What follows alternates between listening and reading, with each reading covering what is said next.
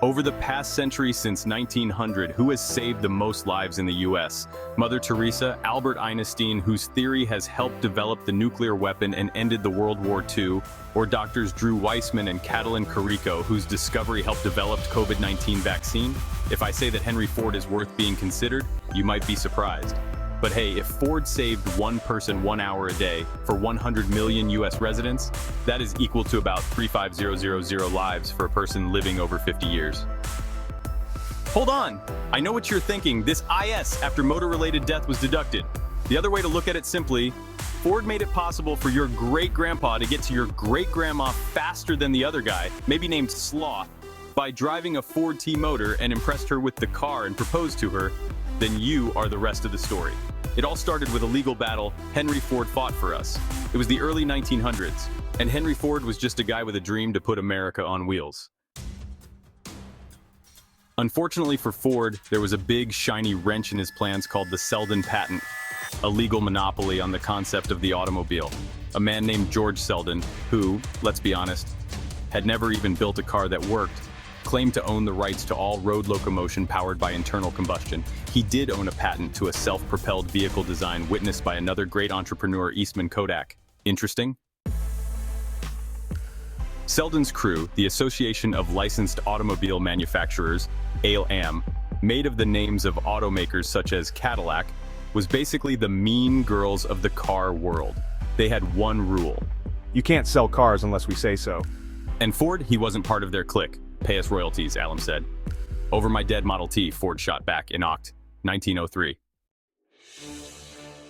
Ford found himself in court, staring down a bunch of lawyers in three-piece suits who probably had never changed a tire.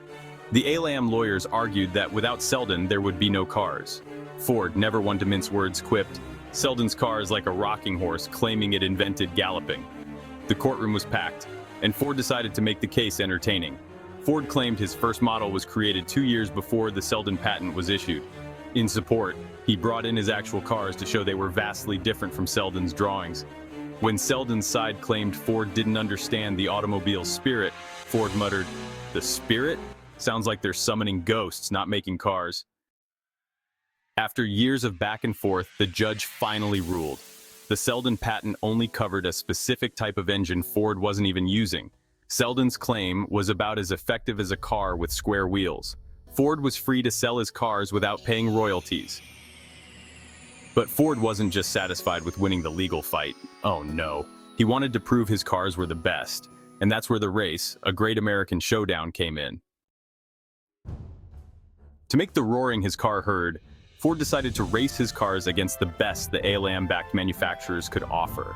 The stage was set for the Vanderbilt Cup, a grueling race that was basically Mario Kart for early 20th century daredevils. Ford's competitors showed up with their over-engineered, gold-plated monstrosities. These were cars that cost more than a mansion and had names like the Aristocrat or the Fancy Flyer. Meanwhile, Ford rolled in with the Model T, a car so simple a farmer could fix it with a wrench and optimism. "Is that your race car?" someone sneered. "Nope," Ford grinned. "That's America's car." The Model T might not have been the fastest on paper, but it was reliable, sturdy, and, most importantly, cheap.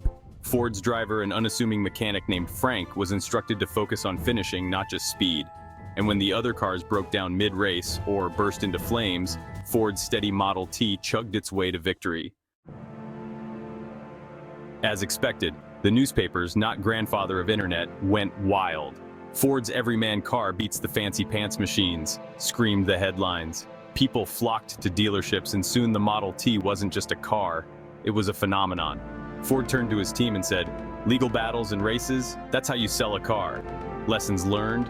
Ford proved that sometimes you don't need to be the first and flashiest. You just need to keep going, 1 mile at a time, and don't be afraid of going against a monopoly.